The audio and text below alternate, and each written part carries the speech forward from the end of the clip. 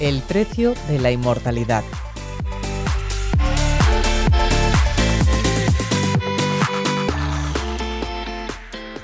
En un mundo cada vez más urbanizado, donde más personas han abandonado el campo para irse a la ciudad, una pregunta sigue vigente. ¿Qué entorno es mejor para tener una mayor esperanza de vida? La respuesta no es sencilla. La longevidad, ese anhelado indicador de salud y bienestar, no depende únicamente del lugar en el que se reside, sino que influye el delicado equilibrio entre factores ambientales, sociales, económicos y sanitarios. Las grandes urbes ofrecen hospitales de última generación, acceso inmediato a especialistas y una red de servicios que permite actuar con rapidez ante cualquier emergencia médica. Pero ese mismo entorno también provoca altas tasas de contaminación, estrés crónico, ruido constante y además un estilo de vida muy sedentario. La ciudad cura, pero también desgasta. Por su parte, el campo parece prometer una vida más larga y serena, con aire puro, alimentos frescos y un ritmo menos acelerado. Pero también esconde aislamiento, falta de recursos médicos o barreras económicas que pueden poner en riesgo la salud.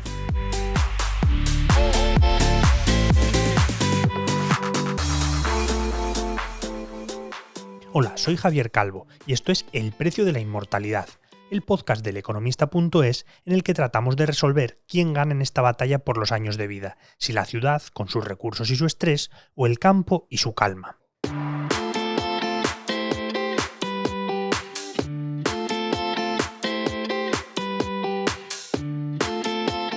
Para tratar de dilucidarlo, contamos con la compañía del Dr. Manuel de la Peña. Es el director de la cátedra Corazón y Longevidad, presidente del Instituto Europeo de Salud y Bienestar y autor del libro Guía para Vivir Sano 120 años.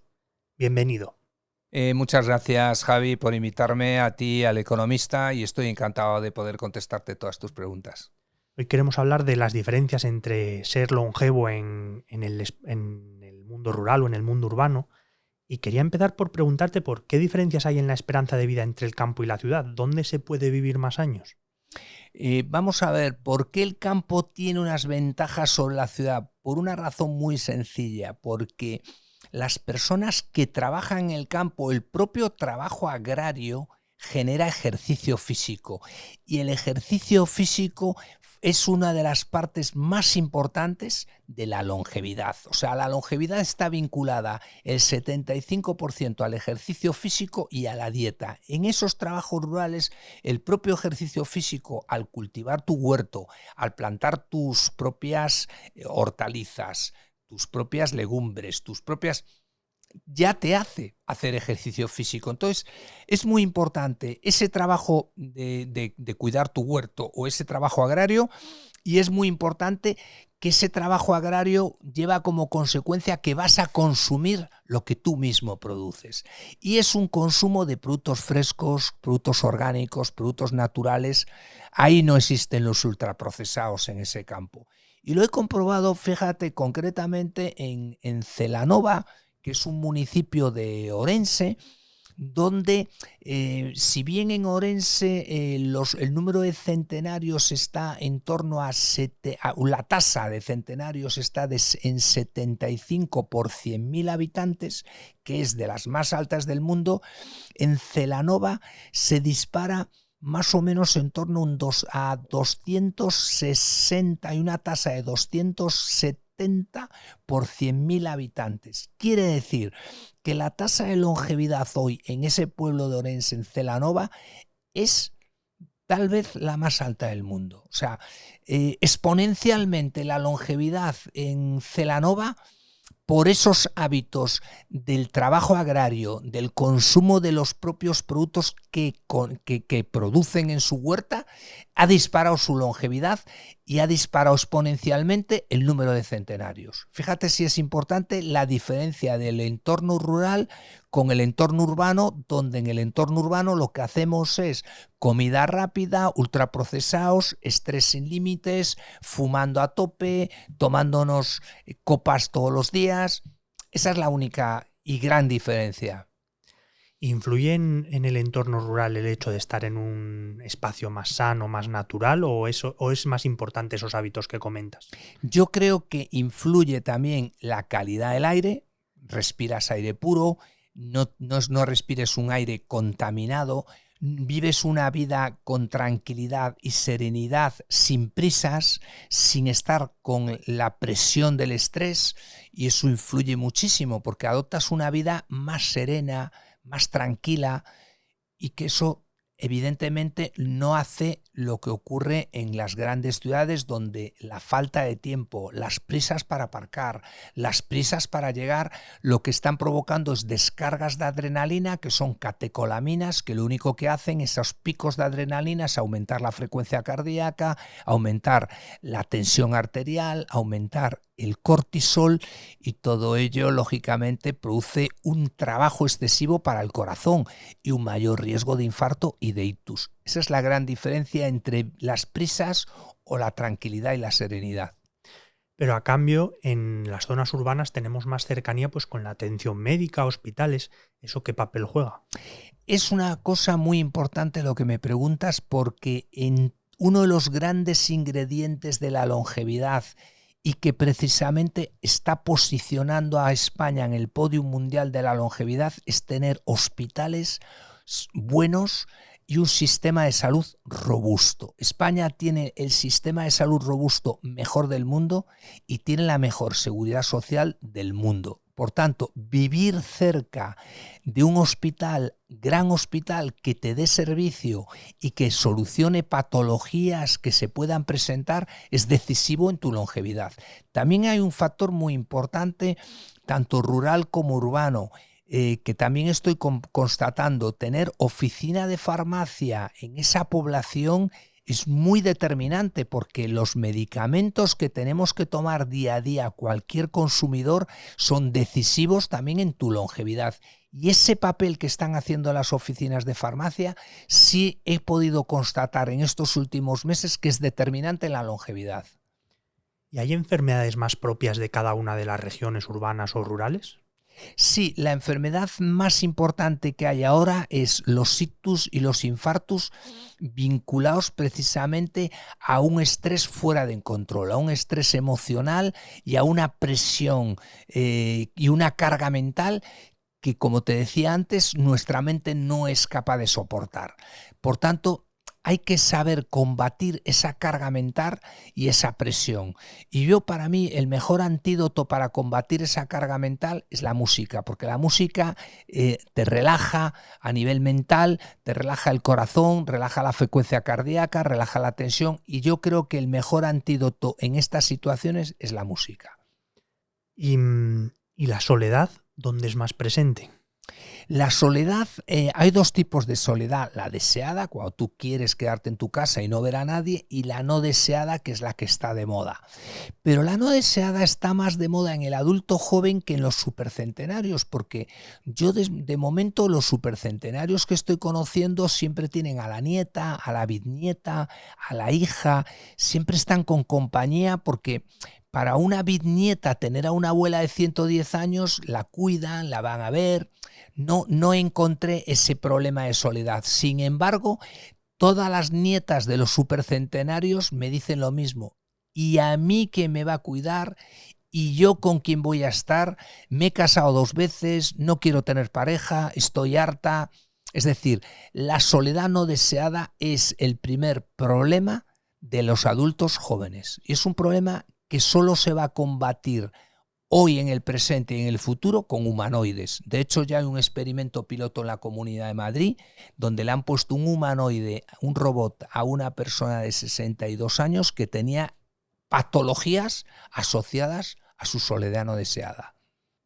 ¿Y quién se está adaptando mejor a la mayor esperanza de vida, el entorno rural o el urbano?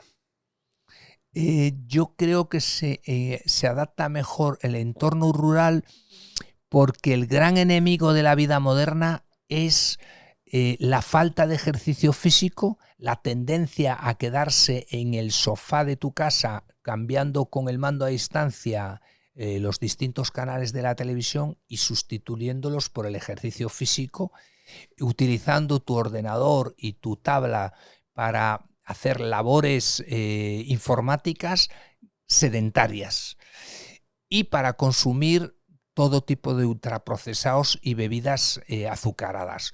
Con lo cual es mucho más fácil esa vida rural donde sales y haces caminatas por el campo, por la naturaleza, por donde vas a pasear con tus animales, con tus mascotas.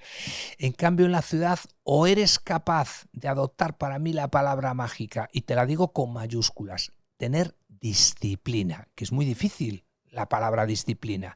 Si eres capaz de tener disciplina para eliminar todos esos factores negativos de tu vida urbana, bienvenido sea, porque esa disciplina es muy difícil. Si eres capaz de tener disciplina para ir todos los días a hacer ejercicio físico, para saber discernir qué alimentos puedes consumir y cuáles no, has ganado un paso muy importante en tu longevidad. Pero claro, ahí tienes que tener filtros y tienes que tener fuerza de voluntad.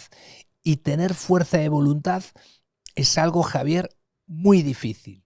Y el gran enemigo de la salud y de la longevidad en las poblaciones urbanas es el sobrepeso y la obesidad. Piensa que en el año 2030 más del 50% de la población será obesa. Y ese es un problema de ultraprocesados y de comportamiento de tu patrón alimentario. ¿Y qué aspectos podrían copiar unas zonas de otras? ¿Qué podría copiar el mundo rural de la ciudad y viceversa para mejorar? Yo creo que lo que hay que conseguir es pensar en verde.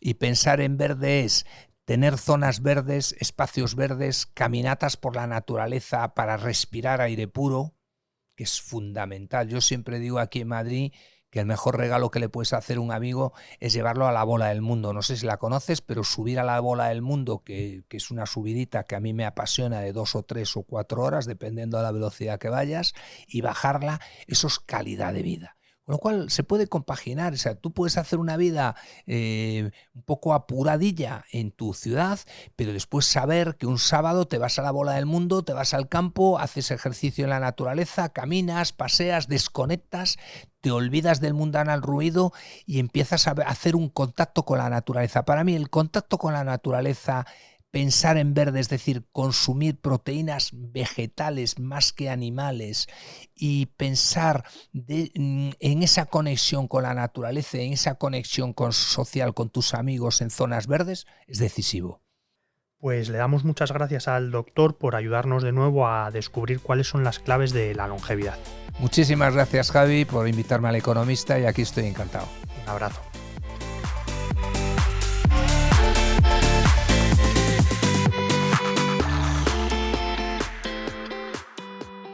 Vivir en el campo ofrece paisajes tranquilos y aire puro, pero también es clave para una vida más larga y saludable.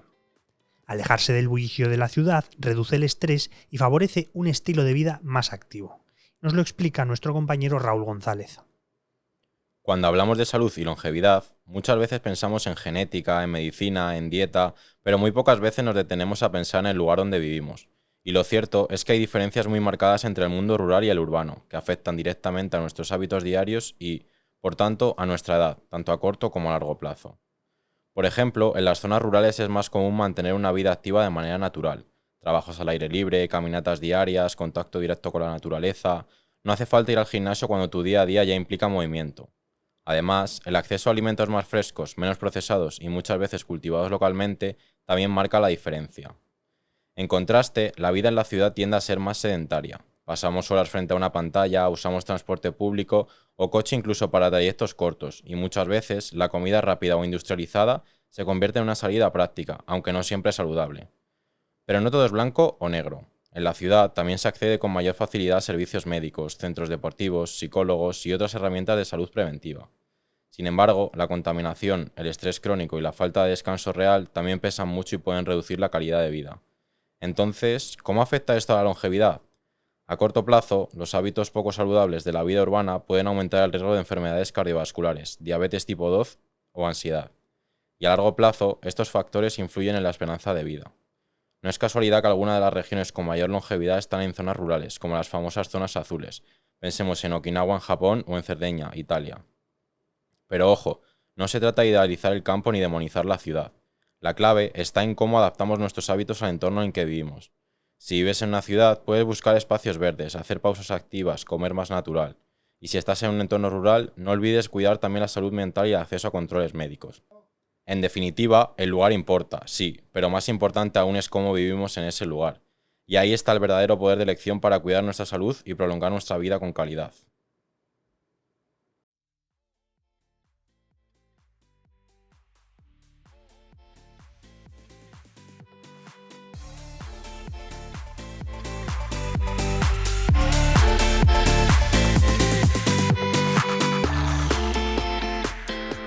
Teniendo en cuenta que la esperanza de vida es cada vez mayor, que el sistema de pensiones plantea dudas sobre su viabilidad, es necesario repensar el ahorro de las personas y cómo la inversión puede ayudar a maximizarlo. Para analizar los sistemas de inversión más adecuados cuando vivir 100 años o 120 no es una utopía, sino una opción real, nos acompaña como siempre Carlota García Belloso. Y además contamos con Joaquín Gómez, director adjunto del Economista.es, y Fernando Luque, editor senior de Morningstar, además de presentadores del podcast La Ruta del Dinero, también de esta casa, donde analizan y nos explican el mundo de los fondos. Con tanta necesidad de ahorro, invertir podría convertirse en algo casi obligatorio. Y en relación a lo que ha dicho Javi, que las personas van a vivir más, cada vez más años y con más salud, lo primero que quiero preguntaros es ¿qué haríais vosotros con vuestro ahorro si ahora mismo supierais que vais a vivir 100 años con salud, es decir, con tiempo y haciendo cosas y gastando, y cómo cambiaríais vuestro enfoque o cómo ajustaríais vuestras estrategias? Hombre, si tengo que empezar yo, pues yo diría que invertir especialmente en fondos de inversión poco a poco, pero cuanto antes mejor. Es verdad que a mí me pillas ya con cierta edad, me hubiera gustado invertir antes, pero es verdad que muchas veces pues no tienes la posibilidad de invertir antes, pero el que tenga esa posibilidad que lo haga, aunque sea pues un ahorro pequeño cada mes. Podemos hablar aquí del interés compuesto, y el interés compuesto donde realmente se nota de forma espectacular es invirtiendo en fondos de renta variable cuando uno pues puede aguantar esas inversiones durante mucho tiempo. Pero yo también diría que modulando esas inversiones. Si quieres, luego podemos hablar de cómo modular esas inversiones, porque también es importante pues adaptarse a las condiciones del mercado. Fernando ha dicho ya la palabra clave, el interés compuesto.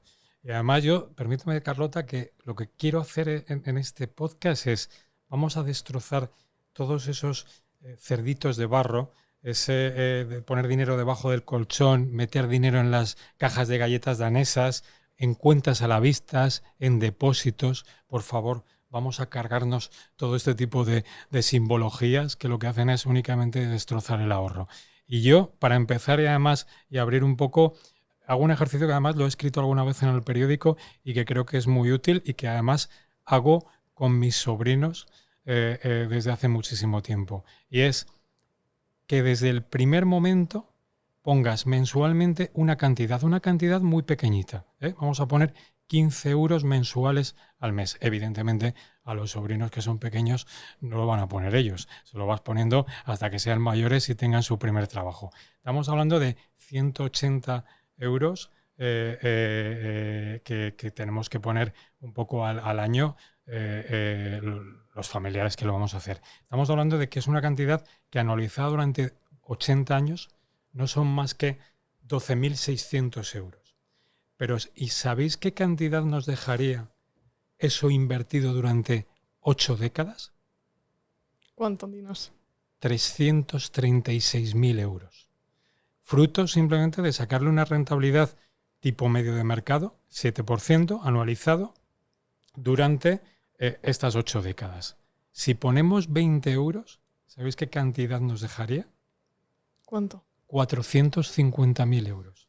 Y si ponemos 30 euros al mes, nos dejaría 675.000 euros. Vamos, yo creo, no sé qué va a hacer la inflación en los próximos años, pero lo que estoy convencido es que cualquier necesidad que tengamos de cara a nuestra pensión cuando ya tengamos 80 o para complementarla, lo habremos más que alcanzado. El mejor regalo que se le puede dar a alguien es el interés compuesto, y que se entienda la magia del interés compuesto. Vale, los dos habéis dicho claramente invertir cuanto antes y aunque sea en pequeñas cantidades para que de esta forma cualquier ahorrador prácticamente pues pueda ir generando ese ahorro y obviamente no solo batir la inflación, sino además pues poder tener unos ingresos que le sirvan en el futuro. Quería preguntaros también, porque es una megatendencia la longevidad en sí misma. Por ejemplo, BlackRock lo menciona entre sus megatendencias. Y no sé si vosotros creéis que es una buena apuesta, si es una buena inversión, si diríais que sí a invertir en longevidad o no. Sí, claramente. Yo creo que hay que tener en cuenta pues, el hecho de que, como decíamos en la introducción, lo más probable es que la gente vaya a vivir más. Entonces, claro, la temática de la longevidad, que es verdad que pues ahí intervienen distintos sectores, no solo el farmacéutico o el sector salud, sino también el sector financiero, por ejemplo, pues son temáticas o subtemáticas, iba a decir, de largo alcance, ¿no? Entonces sí, la longevidad también, de alguna forma, también te condiciona y te obliga pues, a invertir, ¿no? Porque claro, si uno piensa en la edad legal de jubilación, pongámosle que son 68 años para poner una cifra redonda, claro, si llegas a los 90 o 100 años, tienes ahí pues prácticamente 30 años en los que no vas a trabajar, vas a recibir una pensión, pero esa pensión, pues hay muchas incertidumbres, no en cuanto a si vamos a recibir esa pensión, sino en la cantidad de esa pensión, que probablemente pues, lo normal es que sea cada vez menor en términos medios. Pues claro, eso plantea pues, unos retos a nivel de ahorro y de inversión no solo interesantes, sino ahí pues, difíciles de resolver muchas veces.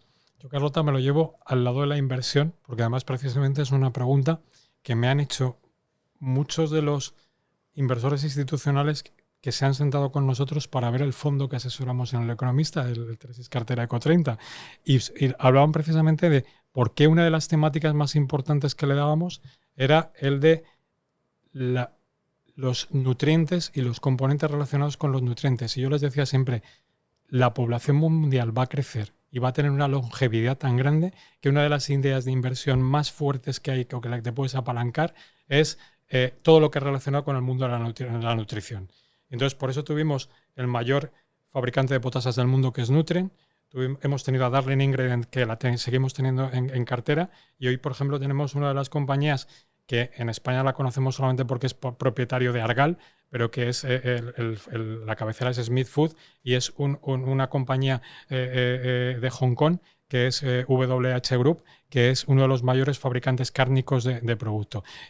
El concepto de inversión ligado a la longevidad, a mí me parece que es uno de las vetas claras que tienes que arrancar como si te quieres estar en el mundo de la inversión. Me parece que es un pilar importante, y es la población mundial va a seguir creciendo. Es decir, y siguió creciendo incluso con la pandemia del COVID. No solo va a seguir creciendo, sino que va a seguir envejeciendo.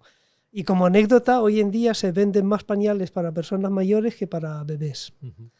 Y eso es un reto realmente muy importante, no solo para las finanzas públicas, sino también para las finanzas personales.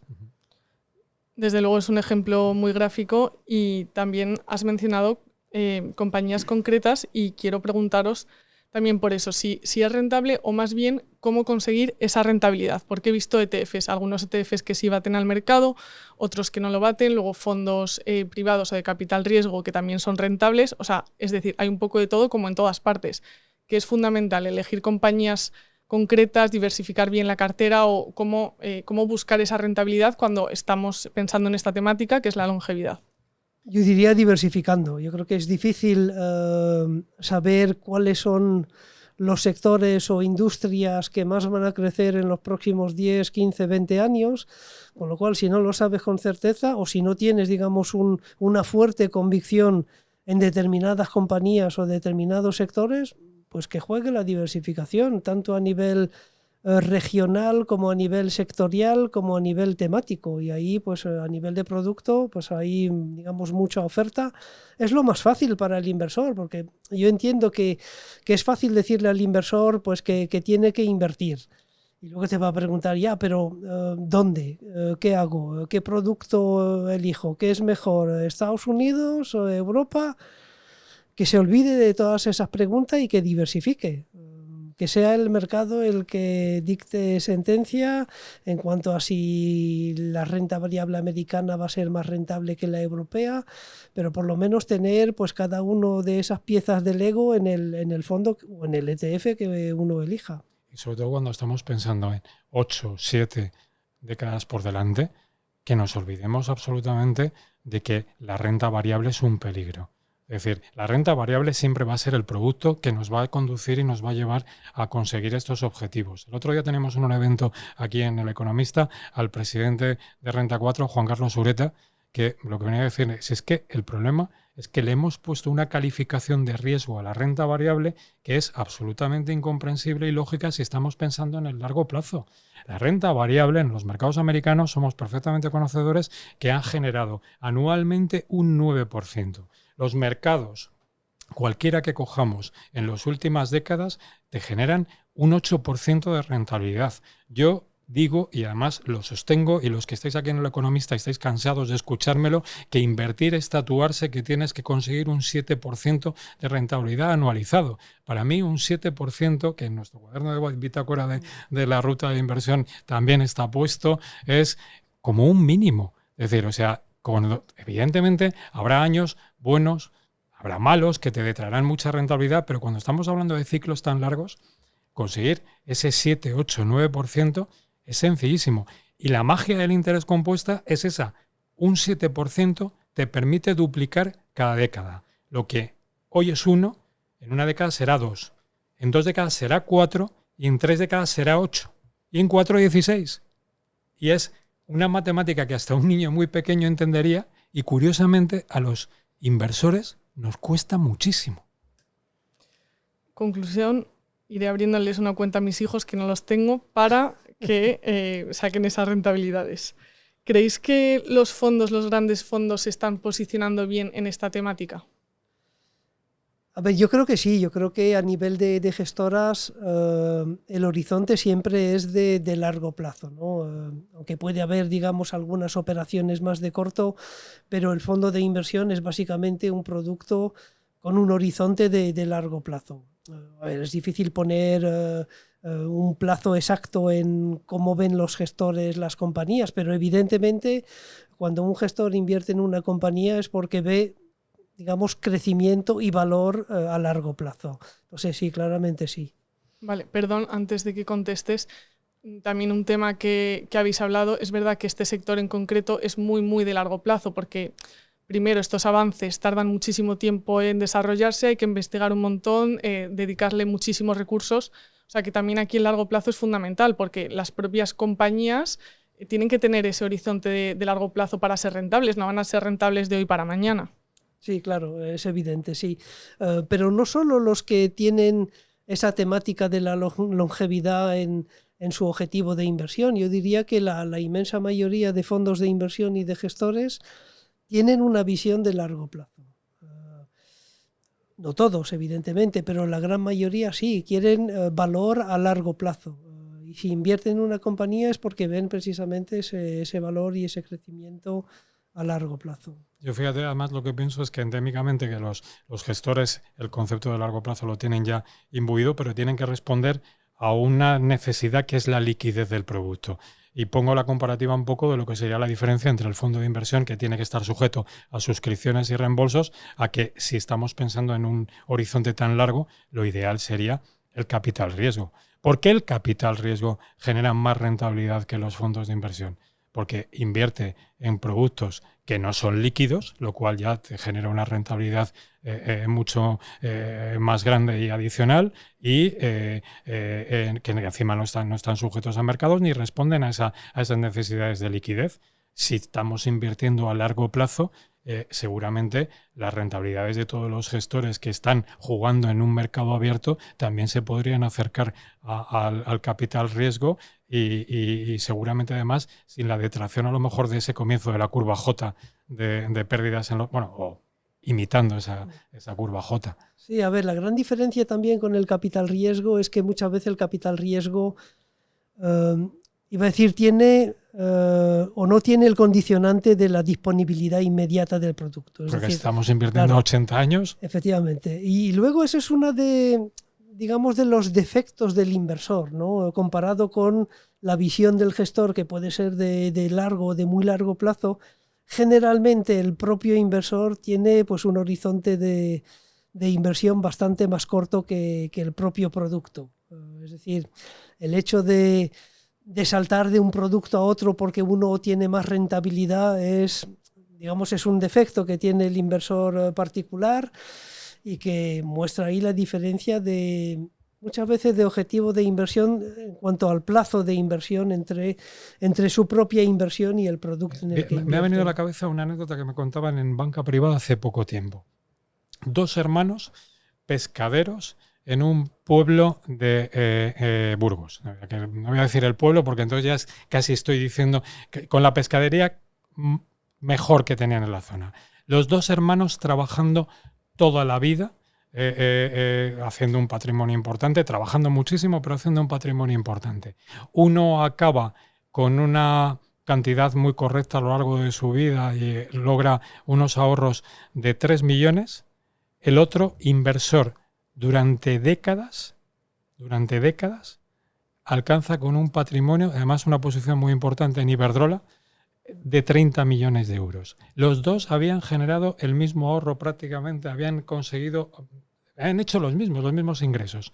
Uno solamente había ahorrado en depósitos o lo había dejado debajo del colchón y el otro había tomado una posición en mercado y supongo que una parte importante porque me decían que una posición en Iberdrola era muy grande. Iberdrola le habrá dado muchas alegrías. Pero se había convertido en inversor.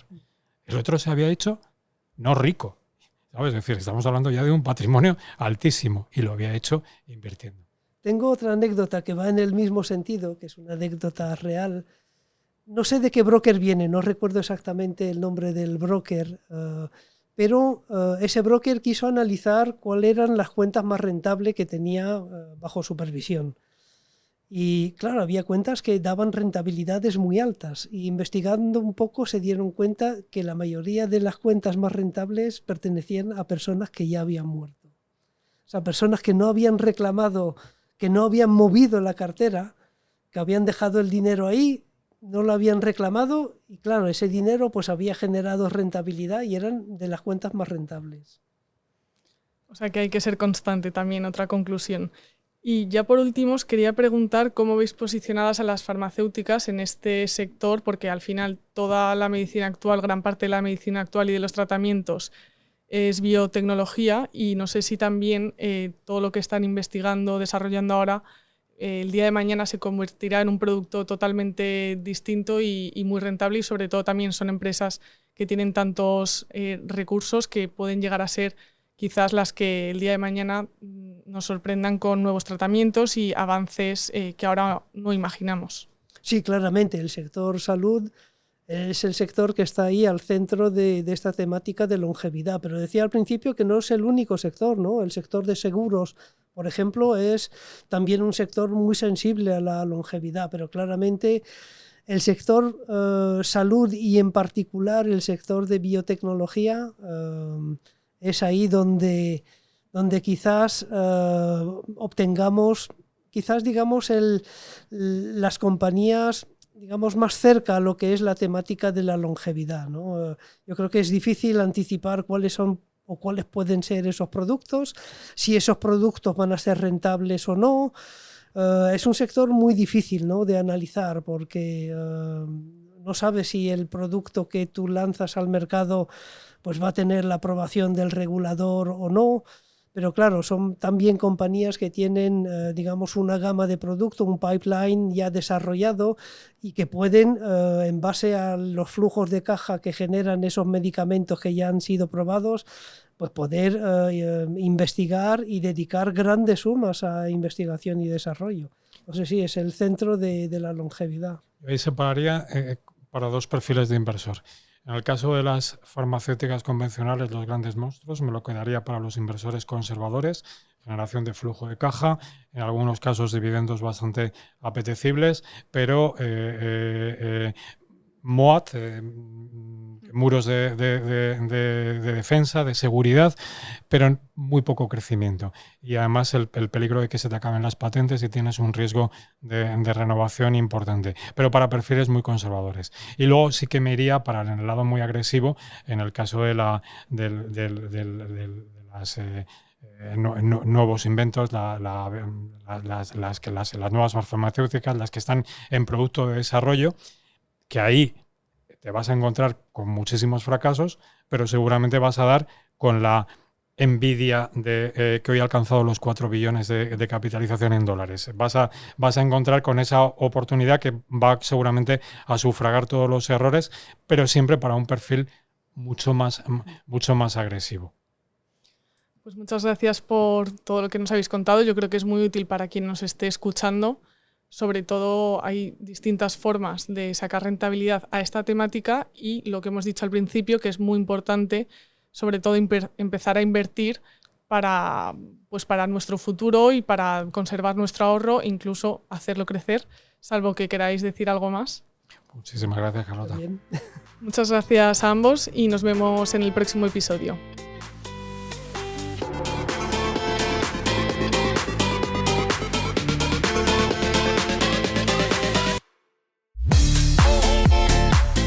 La edición sonora y la selección musical de este capítulo son de Remo Vicario y hemos contado con la colaboración de Raúl González y Carlota García Belloso.